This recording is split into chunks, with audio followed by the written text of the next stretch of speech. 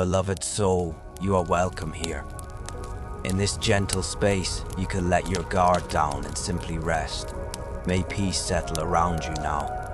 Let us pause together and invite calm into this moment. Abraham, Promise and Journey, Genesis chapter 12. Then the Lord said to Abram, "Leave your country, your kindred, and your father's household, and go to the land I will show you. I will make you into a great nation, and I will bless you.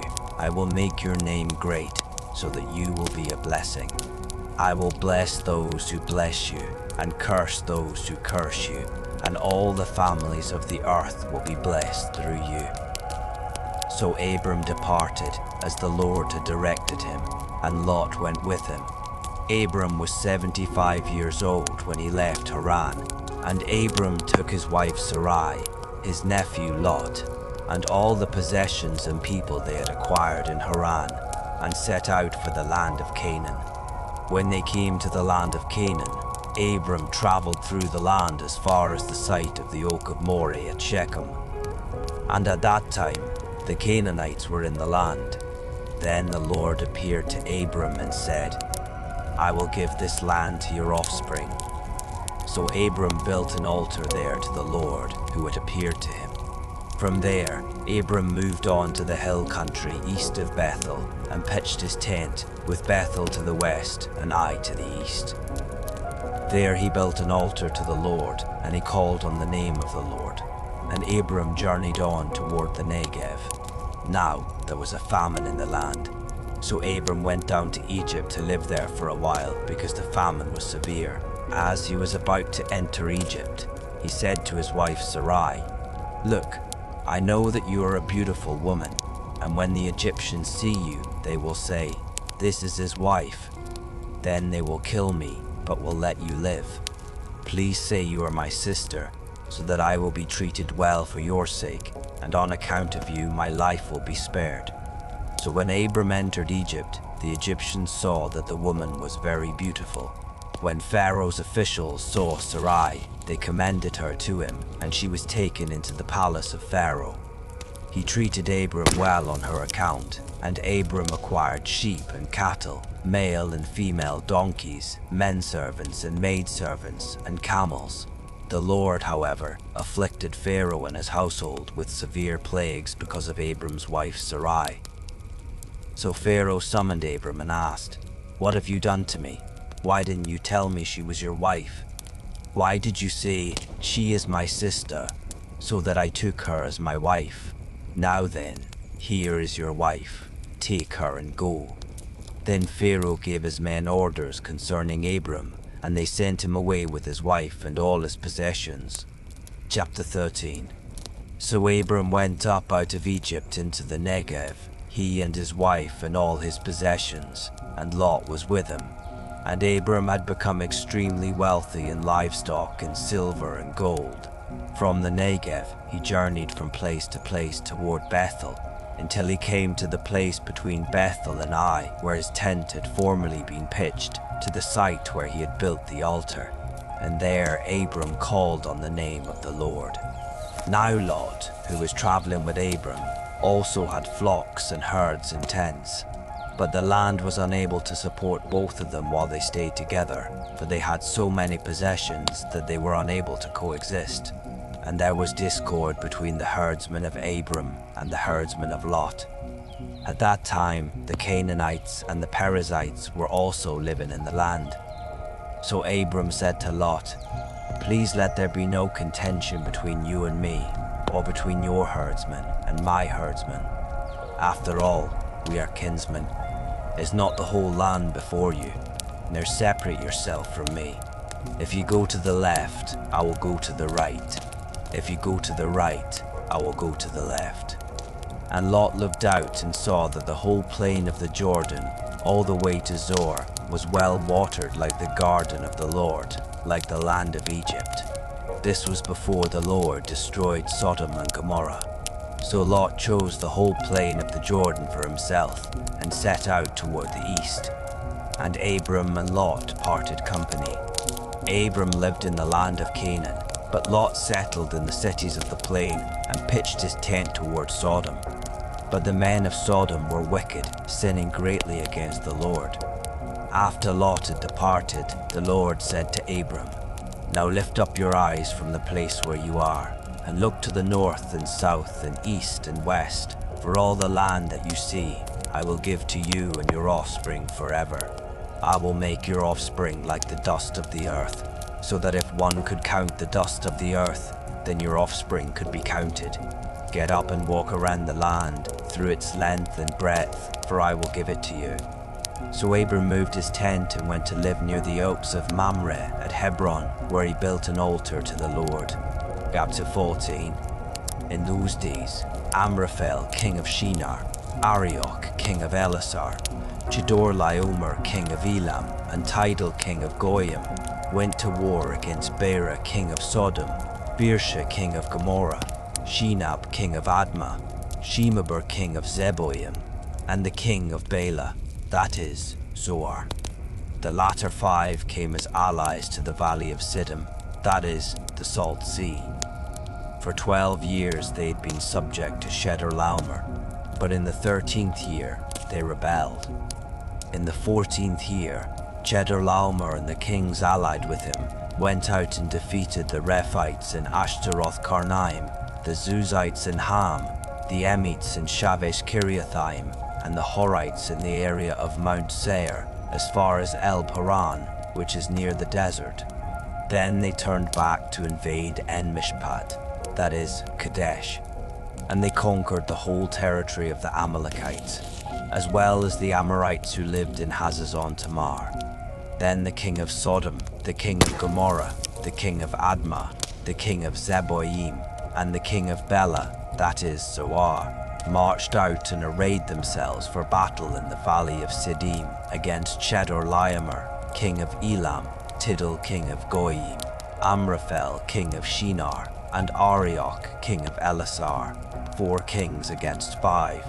Now the valley of Siddim was full of tar pits, and as the kings of Sodom and Gomorrah fled, some men fell into the pits, but the survivors fled to the hill country.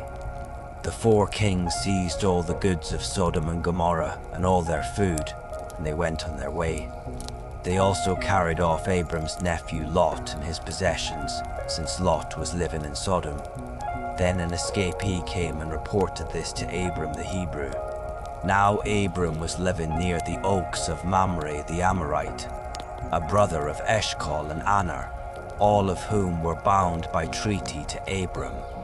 And when Abram heard that his relative had been captured, he mobilized the 318 trained men born in his household, and they set out in pursuit as far as Dan.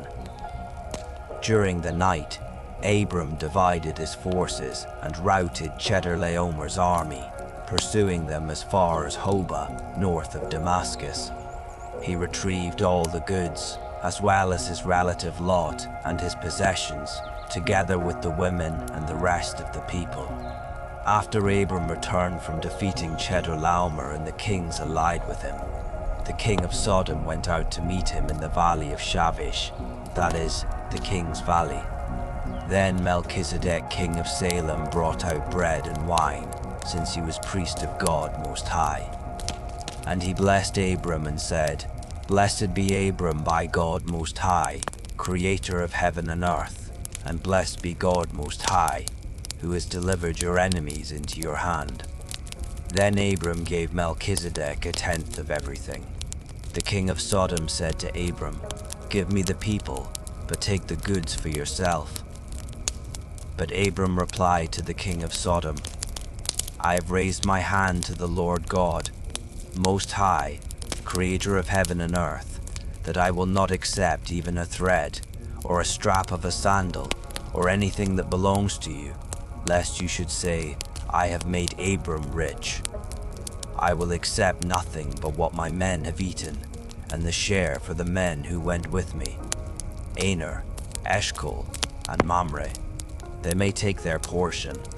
Let yourself relax into comfort, knowing that this is a safe and quiet place." Chapter 15. After these events, the word of the Lord came to Abram in a vision. "Do not be afraid, Abram. I am your shield, your very great reward." But Abram replied, "O Lord God, what can you give me, since I remain childless, and the heir of my house is Eliezer of Damascus?" Abram continued, "Behold, you have given me no offspring, so a servant in my household will be my heir." Then the word of the Lord came to Abram, saying, "This one will not be your heir, but one who comes from your own body will be your heir." And the Lord took him outside and said, "Now look to the heavens and count the stars, if you are able." Then he told him.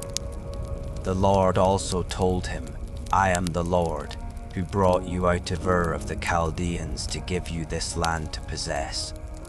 But Abram replied, "Lord God, how can I know that I will possess it?"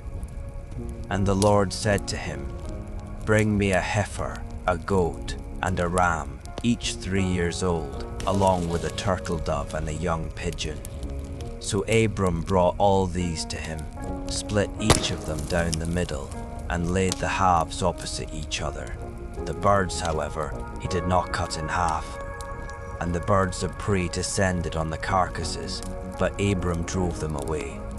As the sun was setting, Abram fell into a deep sleep, and suddenly great terror and darkness overwhelmed him. Then the Lord said to Abram, "Know for certain that your descendants will be strangers in a land that is not their own, and they will be enslaved and mistreated 400 years. But I will judge the nation they serve as slaves, and afterward they will depart with many possessions. You, however, will go to your fathers in peace and be buried at a ripe old age. In the 4th generation your descendants will return here, for the iniquity of the Amorites is not yet complete." When the sun had set and darkness had fallen, behold, a smoking firepot and a flaming torch appeared and passed between the halves of the carcasses. On that day, the Lord made a covenant with Abram, saying, "To your descendants I have given this land, from the river of Egypt to the great river Euphrates, the land of the Kenizzites, Kenizzites, Cadmonites, Hittites, Perizzites, Rephites, Amorites, Canaanites, Girgashites, and Jebusites." Chapter 16. Now Abram's wife Sarai had borne him no children, but she had an Egyptian maidservant named Hagar. So Sarai said to Abram, "Look now, the Lord has prevented me from bearing children. Please go to my maidservant. Perhaps I can build a family by her." And Abram listened to the voice of Sarai. So after he had lived in Canaan for 10 years, his wife Sarai took her Egyptian maidservant Hagar and gave her to Abram to be his wife. And he slept with Hagar, and she conceived. But when Hagar realized that she was pregnant, she began to despise her mistress. Then Sarai said to Abram, "May the wrong done to me be upon you. I delivered my servant into your arms, and ever since she saw that she was pregnant, she has treated me with contempt. May the Lord judge between you and me." "Here," said Abram, "your servant is in your hands. Do whatever you want with her." Then Sarai treated Hagar so harshly that she fled from her. Now the angel of the Lord found Hagar by a spring of water in the desert, the spring along the road to Shur. "Hagar, servant of Sarai," he said, "where have you come from, and where are you going?" "I am running away from my mistress Sarai," she replied. So the angel of the Lord told her, "Return to your mistress and submit to her authority." Then the angel added, "I will greatly multiply your offspring so that they will be too numerous to count." The angel of the Lord proceeded, "Behold, you have conceived and will bear a son, and you shall name him Ishmael, for the Lord has heard your cry of affliction.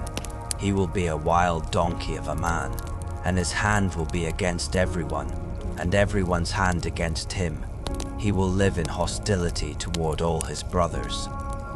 So Hagar gave this name to the Lord who had spoken to her. "You are the God who sees me," for she said, "Here I have seen the one who sees me." Therefore the well was called Beer Lahai Roi. It is located between Kadesh and Bered. And Hagar bore Abram a son, and Abram gave the name Ishmael to the son she had born. Abram was 86 years old when Hagar bore Ishmael to him. Chapter 17. When Abram was 99 years old, the Lord appeared to him and said, "I am God Almighty. Walk before me and be blameless.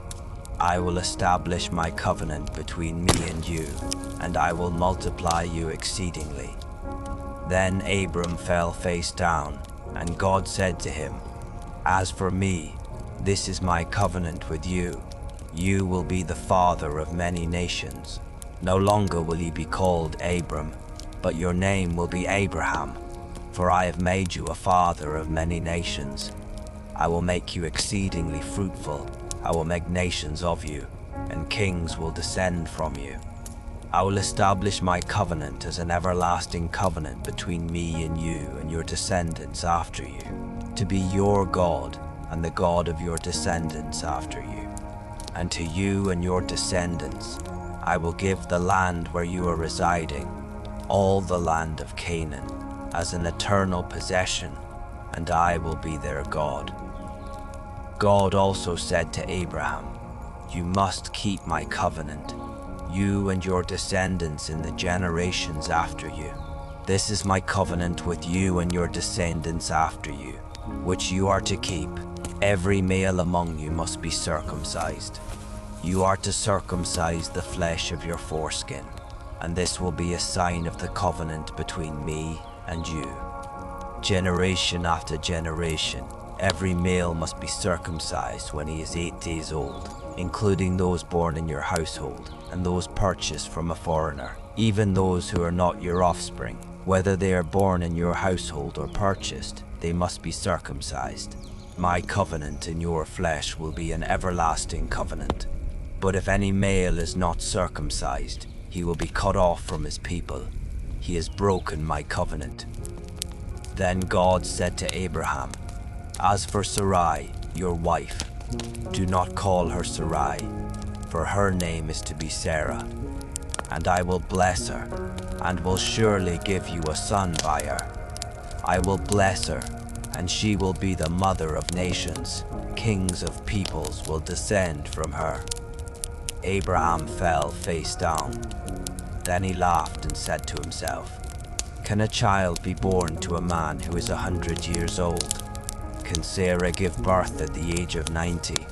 And Abraham said to God, "Oh, that Ishmael might live under your blessing." But God replied, "Your wife Sarah will indeed bear you a son, and you are to name him Isaac. I will establish my covenant with him as an everlasting covenant for his descendants after him. As for Ishmael, I have heard you, and I will surely bless him. I will make him fruitful and multiply him greatly. He will become the father of 12 rulers, and I will make him into a great nation. But I will establish my covenant with Isaac, whom Sarah will bear to you at this time next year." When he had finished speaking with Abraham, God went up from him. On that very day, Abraham took his son Ishmael, and all those born in his household, or purchased with his money, every male among the members of Abraham's household, and he circumcised them, just as God had told him. So Abraham was 99 years old when he was circumcised, and his son Ishmael was 13.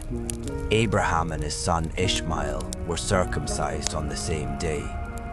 And all the men of Abraham's household, both servants born in his household and those purchased from foreigners, were circumcised with him.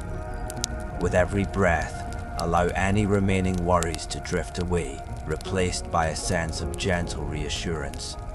Chapter 18.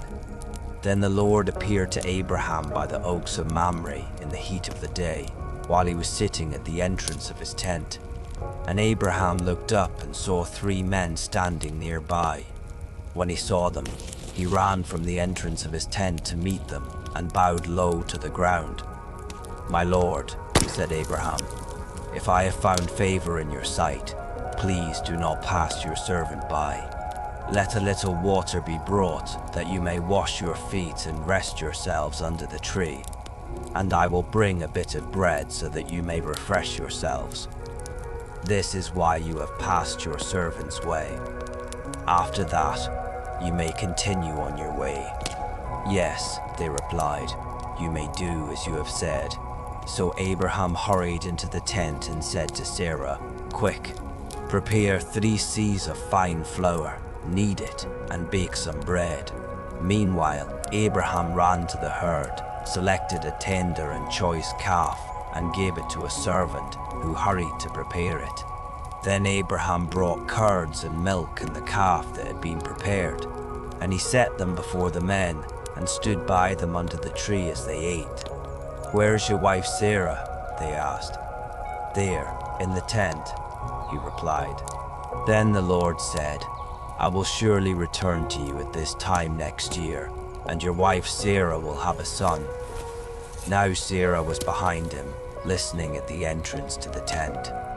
And Abraham and Sarah were already old and well along in years. Sarah had passed the age of childbearing, so she laughed to herself, saying, "After I am worn out and my master is old, will I now have this pleasure?"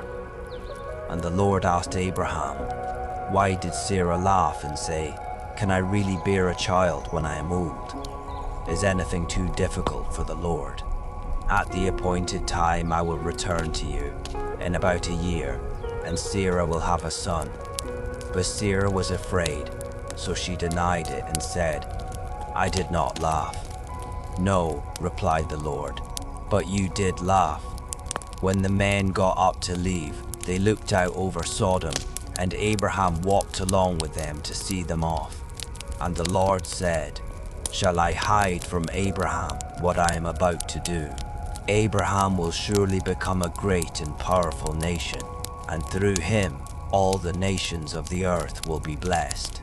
For I have chosen him so that he will command his children and his household after him to keep the way of the Lord by doing what is right and just, in order that the Lord may bring upon Abraham what he has promised." Then the Lord said, "The outcry against Sodom and Gomorrah is great. Because their sin is so grievous, I will go down to see if their actions fully justify the outcry that has reached me. If not, I will find out." And the 2 men turned away and went toward Sodom, but Abraham remained standing before the Lord.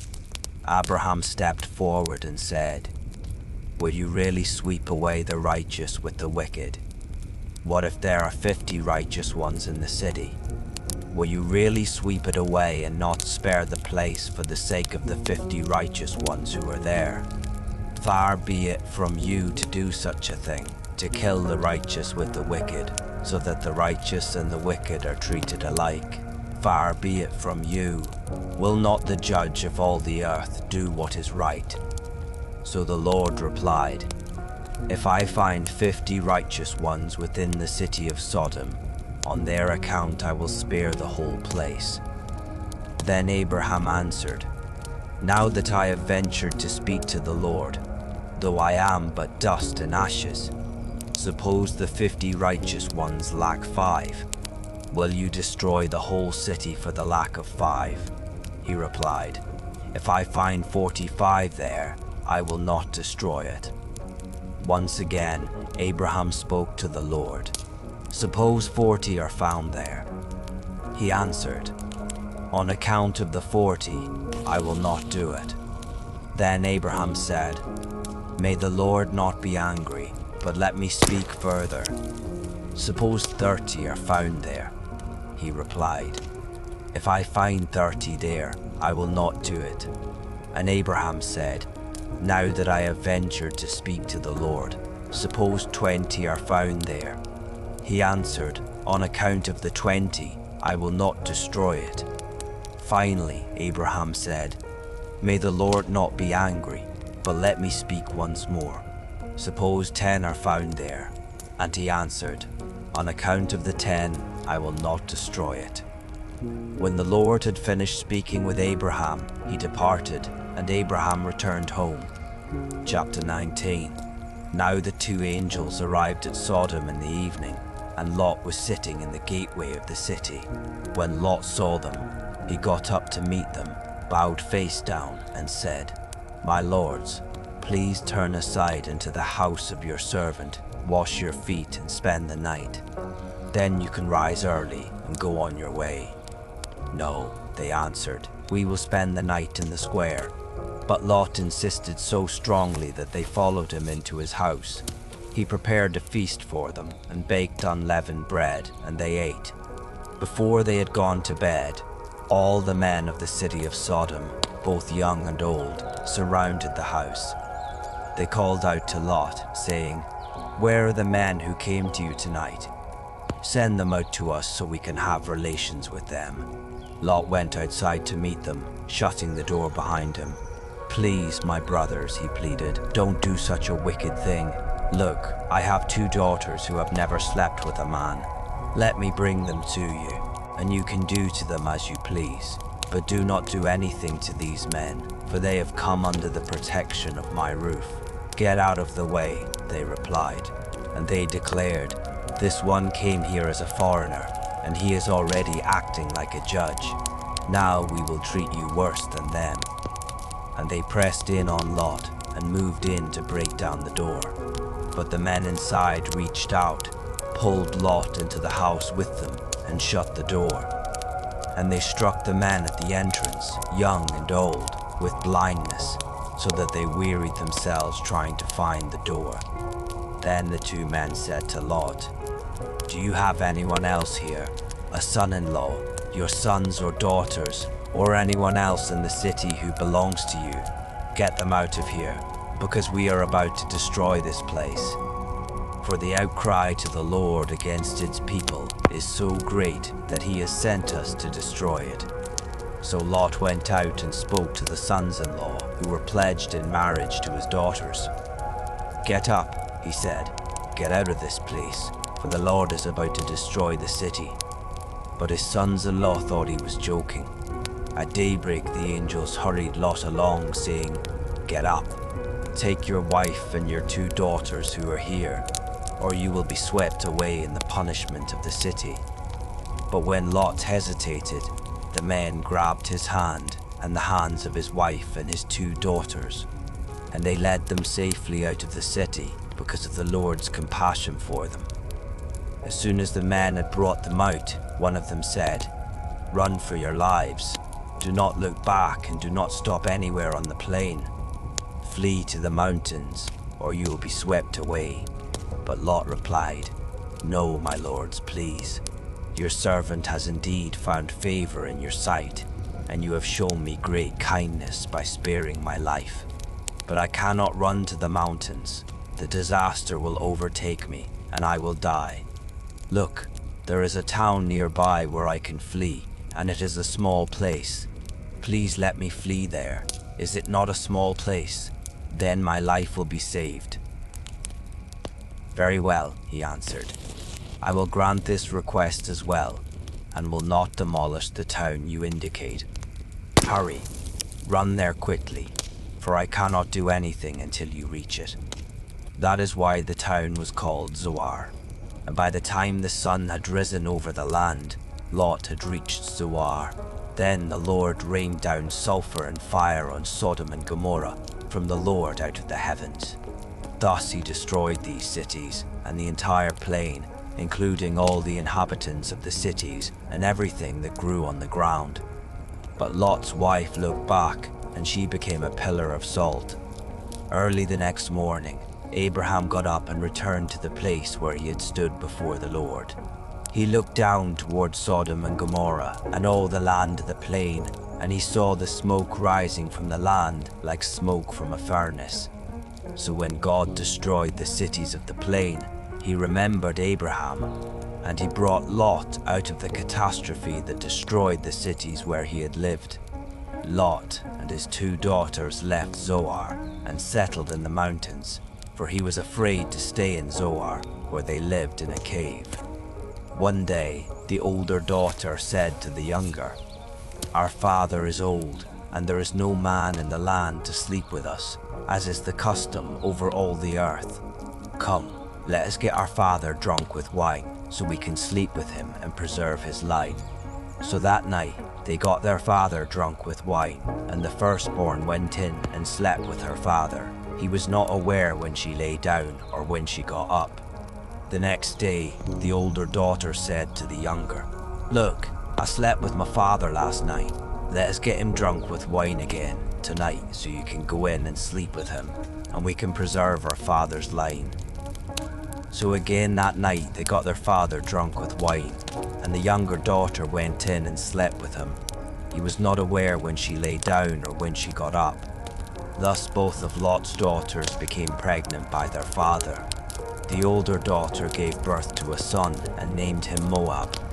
He is the father of the Moabites of today. The younger daughter also gave birth to a son, and she named him Ben-Ami. He is the father of the Ammonites of today. Chapter 20.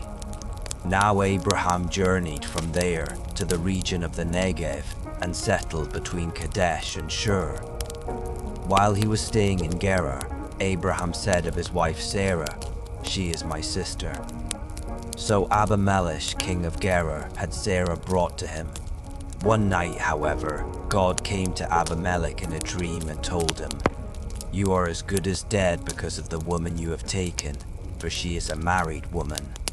Now Abimelech had not gone near her, so he replied, "Lord, would you destroy a nation even though it is innocent? Didn't Abraham tell me, 'She is my sister's'? And she herself said, 'He is my brother.' I have done this in the integrity of my heart and the innocence of my hands."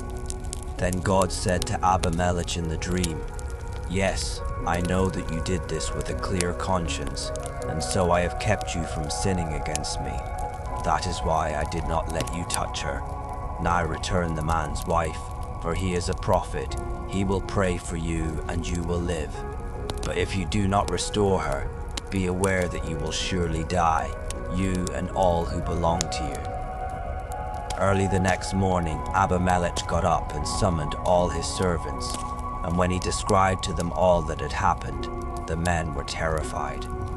Then Abimelech called Abraham and asked, "What have you done to us?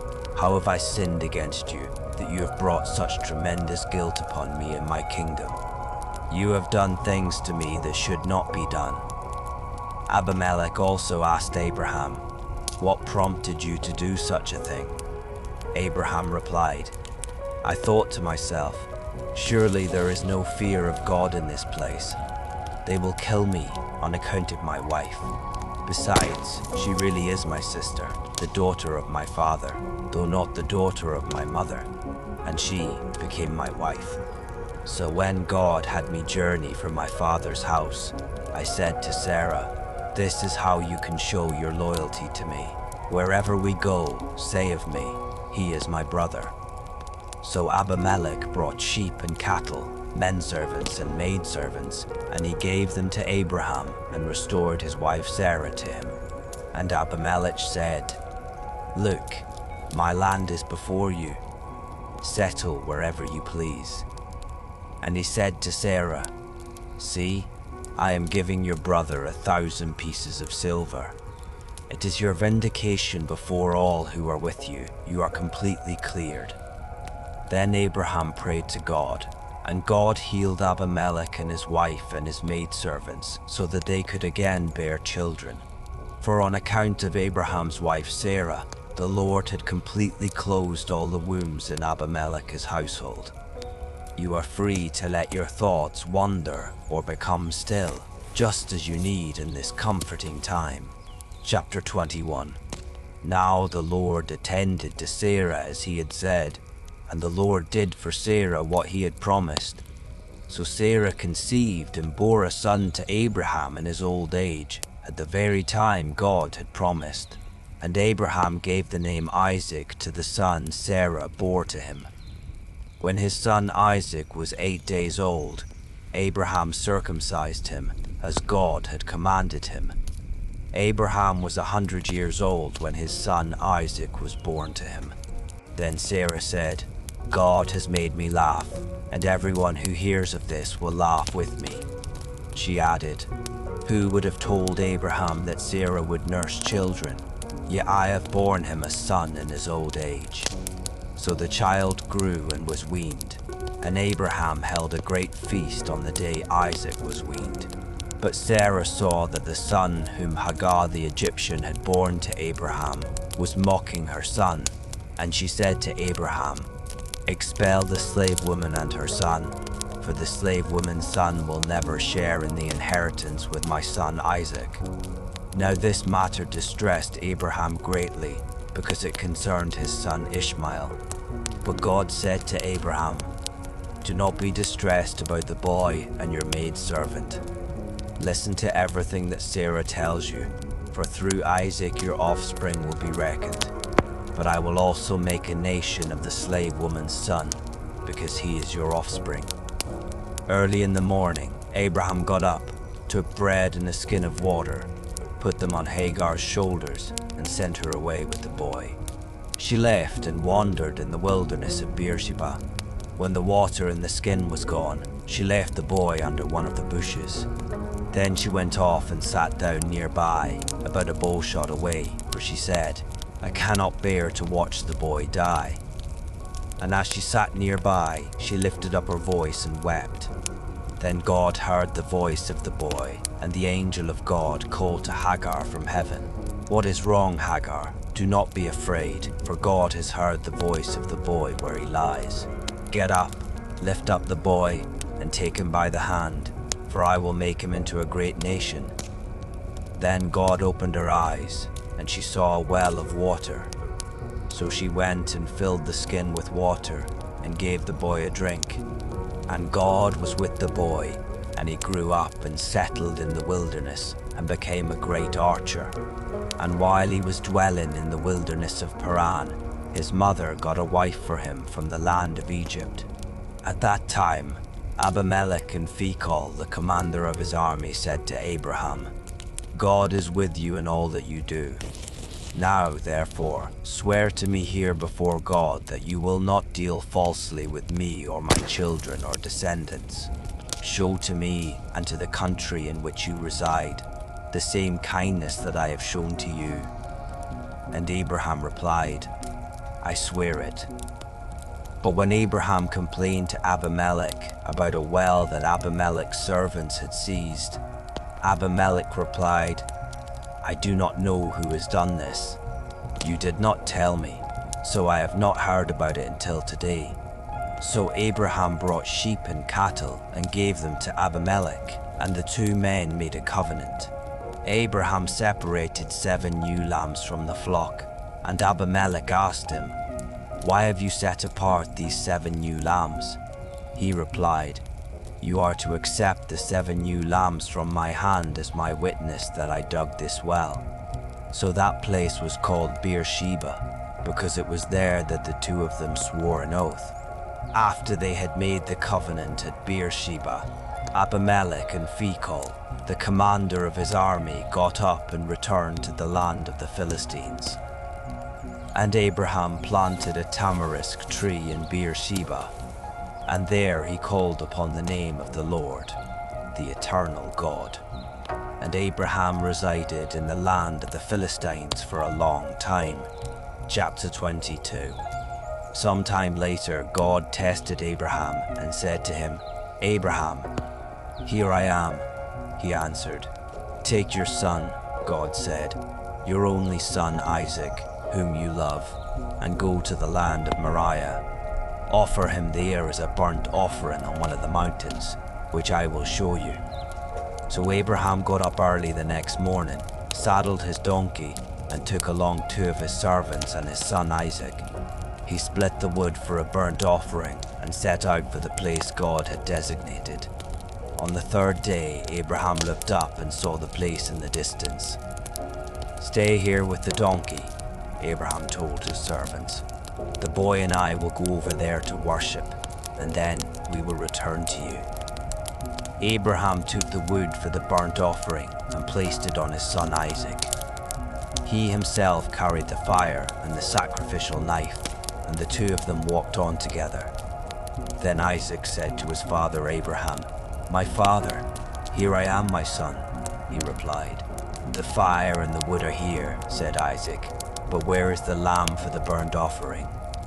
Abraham answered, "God himself will provide the lamb for the burnt offering, my son." And the two walked on together. When they arrived at the place God had designated, Abraham built the altar there and arranged the wood. He bound his son Isaac and placed him on the altar atop the wood. Then Abraham reached out his hand and took the knife to slaughter his son. Just then, the angel of the Lord called out to him from heaven, "Abraham, Abraham." "Here I am," he replied. "Do not lay a hand on the boy or do anything to him," said the angel, "for now I know that you fear God, since you have not withheld your only son from me." Then Abraham looked up and saw behind him a ram in a thicket, caught by its horns. So he went and took the ram and offered it as a burnt offering in place of his son. And Abraham called that place, "The Lord will provide." So to this day it is said, "On the mountain of the Lord it will be provided." And the angel of the Lord called to Abraham from heaven a second time, saying, "By myself I have sworn, declares the Lord, that because you have done this and have not withheld your only son, I will surely bless you, and I will multiply your descendants like the stars in the sky and the sand on the seashore. Your descendants will possess the gates of their enemies, and through your offspring all nations of the earth will be blessed, because you have obeyed my voice." Abraham went back to his servants, and they got up and set out together for Beersheba. And Abraham settled in Beersheba. Sometime later, Abraham was told, "Milcah has also borne sons to your brother Nahor, Uz the firstborn, his brother Buz, Kemuel, the father of Aram, Chesed, Hazo, Pildash, Jidlaph, and Bethuel. And Bethuel became the father of Rebekah. Milcah bore these 8 sons to Abraham's brother Nahor. Moreover, Nahor's concubine, whose name was Rumah, bore Tebah, Gaham, Tahash, and Maacah. Chapter 23. Now Sarah lived to be 107 years old. She died in Kiriath Arba, that is, Hebron, in the land of Canaan, and Abraham went out to mourn and to weep for her. Then Abraham got up from beside his dead wife and said to the Hittites, "I am a foreigner and an outsider among you. Give me a burial site among you so that I can bury my dead." The Hittites replied to Abraham, "Listen to us, sir. You are God's chosen one among us. Bury your dead in the finest of our tombs. None of us will withhold his tomb for burying your dead." Then Abraham rose and bowed down before the people of the land, the Hittites.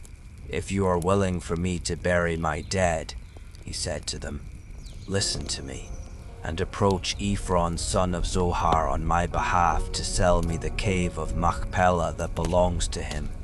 It is at the end of his field. Let him sell it to me in your presence for full price, so that I may have a burial site." Now Ephron was sitting among the sons of Heth. So in the presence of all the Hittites who had come to the gate of his city, Ephron the Hittite answered Abraham, "No, my lord, listen to me. I give you the field, and I give you the cave that is in it. I give it to you in the presence of my people. Bury your dead." Again Abraham bowed down before the people of the land and said to Ephron in their presence, "If you will please listen to me, I will pay you the price of the field. Accept it from me, so that I may bury my dead there." Ephron answered Abraham, "Listen to me, my lord. The land is worth 400 shekels of silver, but what is that between you and me? Bury your dead." Abraham agreed to Ephron's terms and weighed out for him the price he had named in the hearing of the Hittites. 400 shekels of silver, according to the standard of the merchants. So Ephron's field at Machpelah near Mamre, the cave that was in it, and all the trees within the boundaries of the field were deeded over to Abraham's possession in the presence of all the Hittites who had come to the gate of his city. After this, Abraham buried his wife Sarah in the cave of the field at Machpelah near Mamre, that is, Hebron, in the land of Canaan. So the field and its cave were deeded by the Hittites to Abraham as a burial site. If you feel a sense of comfort here, you're welcome to softly linger a while longer. Chapter 24. By now Abraham was old and well along in years, and the Lord had blessed him in every way.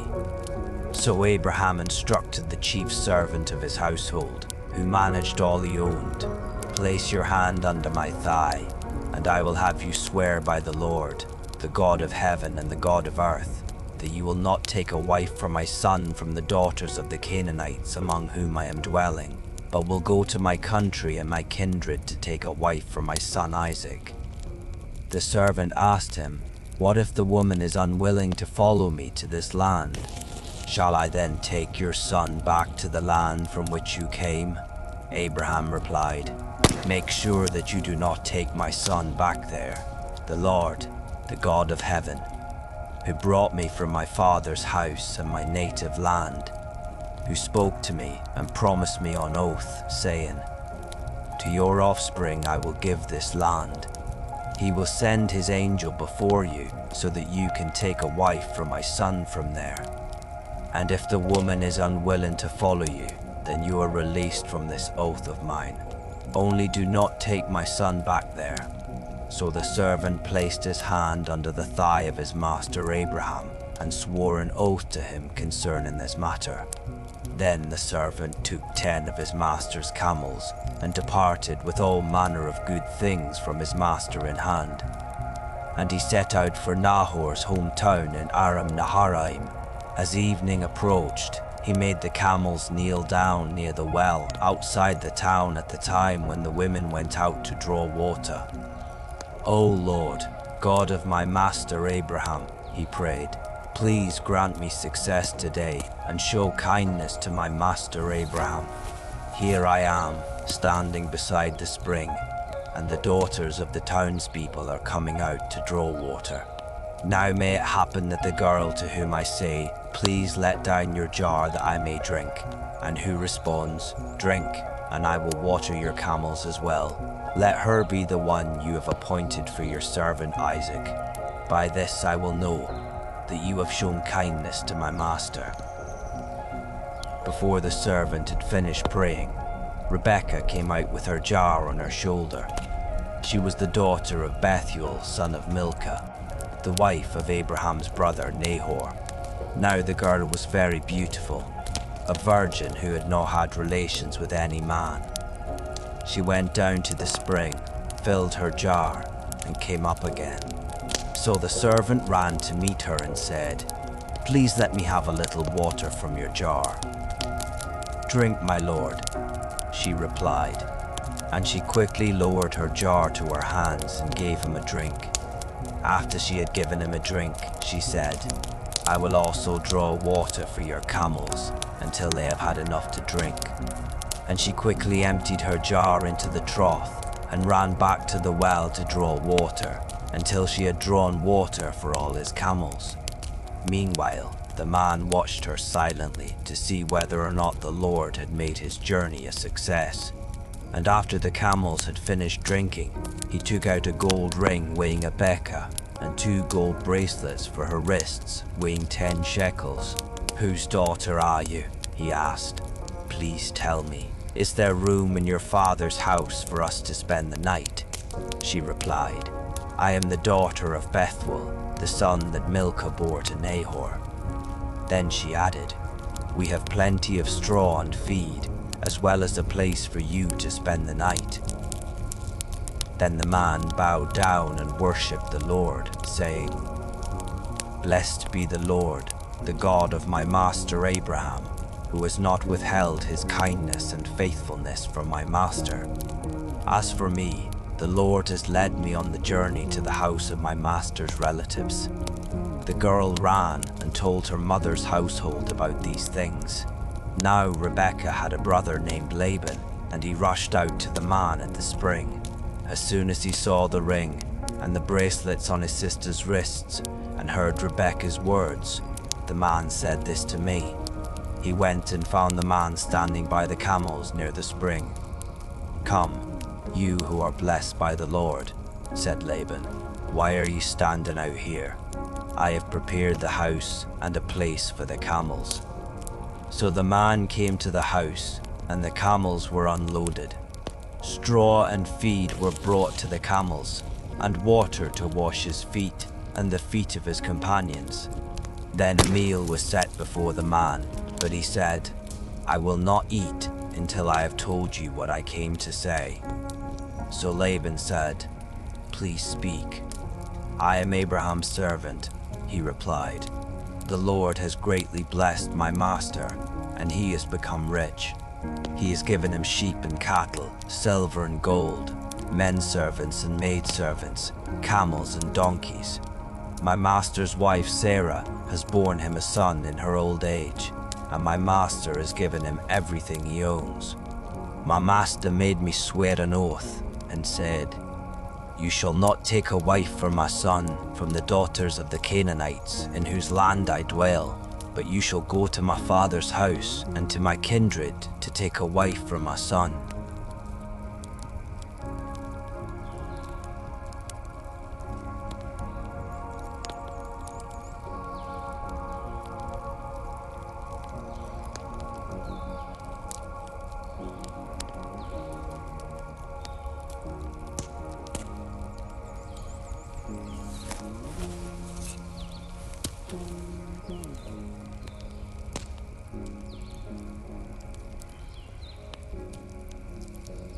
"And when you go to my kindred, if they refuse to give her to you, then you will be released from my oath."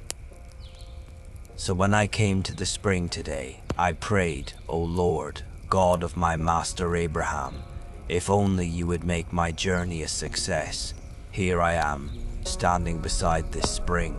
Now if a maiden comes out to draw water, and I say to her, 'Please let me drink a little water from your jar,' and she replies, 'Drink, and I will draw water for your camels as well,' may she be the woman the Lord has appointed for my master's son." And before I had finished praying in my heart, there was Rebekah coming out with her jar on her shoulder. She went down to the spring and drew water. So I said to her, "Please give me a drink." She quickly lowered her jar from her shoulder and said, "Drink, and I will water your camels as well." So I drank, and she also watered the camels. Then I asked her, "Whose daughter are you?" She replied, "The daughter of Bethuel, son of Nahor, whom Milcah bore to him." So I put the ring on her nose and the bracelets on her wrists. Then I bowed down and worshipped the Lord, and I blessed the Lord, the God of my master Abraham, who led me on the right road to take the granddaughter of my master's brother for his son. Now if you will show kindness and faithfulness to my master, tell me, but if not, let me know, so that I may go elsewhere." Laban and Bethuel answered, "This is from the Lord. We have no choice in the matter. Rebekah is here before you. Take her and go, and let her become the wife of your master's son, just as the Lord has decreed." When Abraham's servant heard their words, he bowed down to the ground before the Lord. Then he brought out jewels of silver and gold, and articles of clothing, and he gave them to Rebekah. He also gave precious gifts to her brother and her mother. Then he and the men with him ate and drank and spent the night there. When they got up the next morning, he said, "Send me on my way to my master." But her brother and mother said, "Let the girl remain with us 10 days or so. After that, she may go." But he replied, "Do not delay me, since the Lord has made my journey a success. Send me on my way so that I may go to my master." So they said, We will call the girl and ask her opinion." They called Rebecca and asked her, "Will you go with this man?" "I will go," she replied. So they sent their sister Rebecca on her way, along with her nurse and Abraham's servant and his men. And they blessed Rebecca and said to her, "Our sister, may you become the mother of thousands upon thousands. May your offspring possess the gates of their enemies." Then Rebecca and her servant girls got ready, mounted the camels, and followed the man. So the servant took Rebecca and left. Now Isaac had just returned from Beer Lahai Roi, for he was living in the Negev. Early in the evening, Isaac went out to the field to meditate, and looking up, he saw the camels approaching. And when Rebecca looked up and saw Isaac, she got down from her camel and asked the servant, "Who is that man in the field coming to meet us?" "It is my master," the servant answered. So she took her veil and covered herself. Then the servant told Isaac all that he had done, and Isaac brought her into the tent of his mother Sarah and took Rebekah as his wife. And Isaac loved her and was comforted after his mother's death. Chapter 25. Now Abraham had taken another wife named Keturah, and she bore him Zimran, Jokshan, Medan, Midian, Ishbak, and Shua. Jokshan was the father of Sheba and Dedan. And the sons of Dedan were the Asherites, the Letushites, and the Leamites. The sons of Midian were Ephah, Hanok, Abida, and Eldaah. All these were descendants of Keturah. Abraham left everything he owned to Isaac, but while he was still alive, Abraham gave gifts to the sons of his concubines and sent them away from his son Isaac to the land of the east. Abraham lived a total of 105 years, and at a ripe old age he breathed his last and died, old and contented, and was gathered to his people. His sons Isaac and Ishmael buried him in the cave of Machpelah near Mamre, in the field of Ephron son of Zohar the Hittite. This was the field that Abraham had bought from the Hittites. Abraham was buried there with his wife Sarah. After Abraham's death, God blessed his son Isaac, who lived near Beer Lahai Roi. This is the account of Abraham's son Ishmael, whom Hagar the Egyptian, Sarah's maidservant, bore to Abraham. These are the names of the sons of Ishmael in the order of their birth: Nebaioth, the firstborn of Ishmael, then Kedar, Adbeel, Mibsam, Mishma, Duma, Massa, Hadad, Tema, Jetur, Naphish, and Kedema. These were the sons of Ishmael, and these were their names by their villages and encampments, 12 princes of their tribes. Ishmael lived a total of 107 years. Then he breathed his last and died, and was gathered to his people.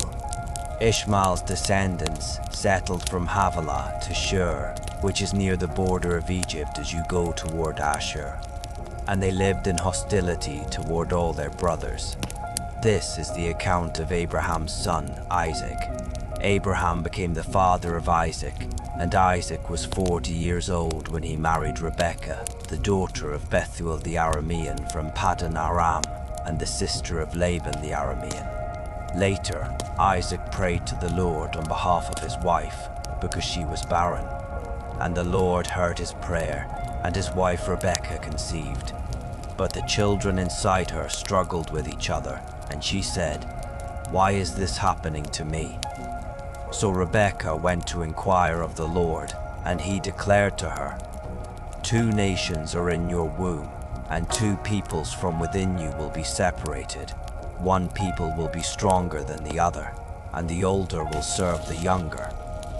When her time came to give birth, there were indeed twins in her womb. The first one came out red, covered with hair like a fur coat, so they named him Esau. After this, his brother came out grasping Esau's heel, so he was named Jacob. And Isaac was 60 years old when the twins were born. When the boys grew up, Esau became a skillful hunter, a man of the field, while Jacob was a quiet man who stayed at home. Because Isaac had a taste for wild game, he loved Esau, but Rebekah loved Jacob. One day, while Jacob was cooking some stew, Esau came in from the field and was famished. He said to Jacob, "Let me eat some of that red stew, for I am famished." That is why he was also called Edom. "First sell me your birthright," Jacob replied. "Look," said Esau, "I am about to die, so what good is a birthright to me?" "Swear to me first," Jacob said. So Esau swore to Jacob and sold him the birthright. Then Jacob gave some bread and lentil stew to Esau, who ate and drank and then got up and went away. Thus Esau despised his birthright. Now, remain in this softness, resting as long as you need. The night holds you quietly.